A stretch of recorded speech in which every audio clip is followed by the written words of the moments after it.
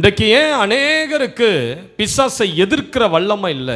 ஏன் சில போராட்டங்களை உங்களால மேற்கொள்ள முடியல? காரணம் என்ன தெரியுமா? நீங்க உபவாசித்து ஜெபித்து வல்லமையில பலப்படாமல் இருக்கிறது தான் காரணம். அந்த பிரச்சனை இன்னும் வீட்டை விட்டு வெளியேறாமல் இருப்பதற்கு உபவாசத்தில் அவ்வளவு அபிஷேகம் இருக்குது சிஸ்டர். அதனால தான் பழைய ஏற்பாட்டில் இருந்து புதிய ஏற்பாடு வரைக்கும் பார்த்தா ஒவ்வொரு பரிசுத்தவான்களும் இயேசு கிறிஸ்து உட்பட அநேக நாட்கள் உபவாசித்து ஜெபிக்கிற அனுபவத்துக்குள் கடந்து போயிருக்கிறார்கள். உபவாசித்து ஜெபித்து கொண்டிருக்கிற ஒரு மனிதனுக்கும் உபவாசத்தையே மறந்த ஒரு கிறிஸ்தவனுக்கும் 1000 வித்தியாசங்கள் உண்டு. உங்களை உபவாசத்துக்குள்ள அனுப்ப கூடாதுன்னு சொல்லி தான் பிசாசு வயிற்றில் அந்த அல்சரு, அந்த வயிற்றெரிச்சல், நெஞ்சு எரிச்சல், சுகரு, அது இதுன்னு கொண்டு வந்து உங்க வயிற்றை கட்டி நீ உபவாசமே இருக்கக்கூடாதுன்னு சொல்லி ஒரு மனக்கட்டை போட்டு வச்சிருக்கிறான். சிஸ்டர், பிரதர், நான் சொல்றேன், நீங்க சாக மாட்டீங்க உபவாசம் இருந்தீங்கன்னா. உபவாசம் இருந்து பாருங்க.